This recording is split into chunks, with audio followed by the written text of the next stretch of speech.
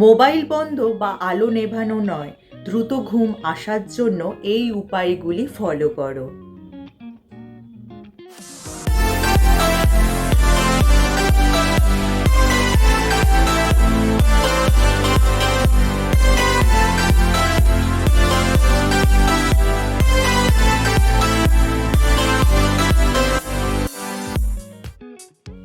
Hello friends, welcome back to my channel. আমার সব বন্ধুরা কেমন আছো? নিশ্চয়ই সুস্থ আছো এবং ভালো আছো।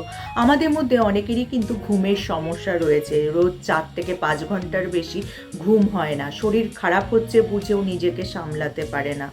অনেকেই কিন্তু বলে থাকে যে তাড়াতাড়ি শুতে যাবে বা মোবাইল অফ করে রাখবে, আলো নিভিয়ে দেবে। এই সব কিন্তু গতানুগতিক পরামর্শ বলা যায়, কিন্তু আজকে আমি একটু নতুন ধরনের সমাধান নিয়ে উপস্থিত হয়েছি। সেই সমাধানগুলি কি কি চলো জেনে নিই। এর সমাধান বলতে গেলে প্রথমেই বলতে হয় কগনিটিভ শাফলিংয়ের কথা। মস্তিষ্ক যখন কোনো নির্দিষ্ট চিন্তা বা দুশ্চিন্তার ঘেরাটোপে আটকে থাকে তখন দেখবে সহজে ঘুম আসে না। তখন তোমরা কি করবে? এই কগনিটিভ শাফলিংয়ের সাহায্য নেবে। সেটা কি? সেটা হলো ধরো কোনো একটি বর্ণ, যেমন ক বেছে নিলে ক দিয়ে কতগুলি শব্দ ভাববে, যেমন কলা, কলম, কঙ্কাল।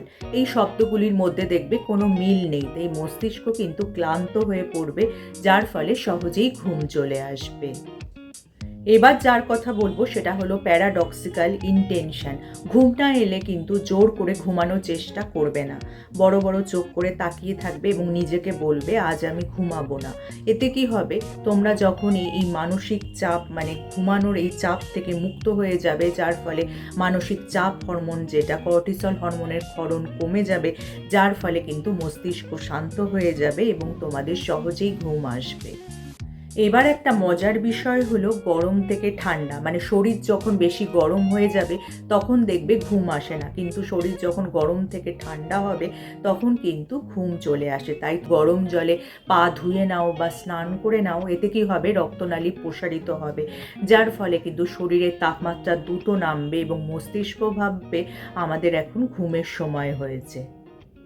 এবার আসি 4-7-8। এটি হলো প্রাচীন ভারতীয় প্রাণায়ামের আধুনিক সংস্করণ বলা যায়। প্রথমেই তোমরা নাক দিয়ে 4 সেকেন্ড মতো শ্বাস নেবে, তারপর সেটা ভেতরে রেখে দেবে প্রায় 7 সেকেন্ড, তারপর মুখ দিয়ে শ্বাস বার করবে, সেটা হলো 8 সেকেন্ড। এইভাবে যদি কয়েকবার করতে পারো তাহলে কিন্তু শরীর বিশ্রামের পর্যায়ে চলে যাবে এবং সহজেই ঘুম চলে আসবে।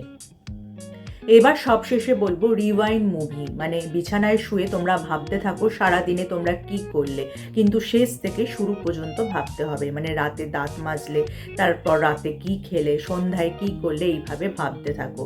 এতে কি হবে?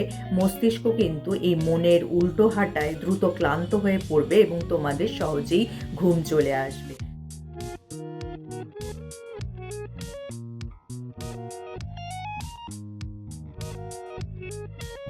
তাহলে কিন্তু আজকের এই টিপসগুলি তোমরা অবশ্যই ট্রাই করে দেখতে পারো। আশা করি তোমরা উপকৃত হবে। তাহলে যদি আজকে আমার এই ভিডিওটা তোমাদের কাজের মনে হয় বা তোমাদের উপকারে আসে, লাইক আর শেয়ার করে দিতে একদমই ভুলো না। যারা আমার এই চ্যানেলটা প্রথম দেখছো, চ্যানেলটাকে অবশ্যই সাবস্ক্রাইব করে নিও এরকম উপযোগী ভিডিও আরও দেখার জন্য। তার পাশে যে বেল আইকনটা আছে ওটা প্রেস করে অন করে দিও, যার ফলে যখনই আমি ভিডিও আপলোড করব নোটিফিকেশন তোমাদের কাছে পৌঁছে যাবে। আজ তাহলে আসি, আবার দেখা হবে আগামী পর্বে।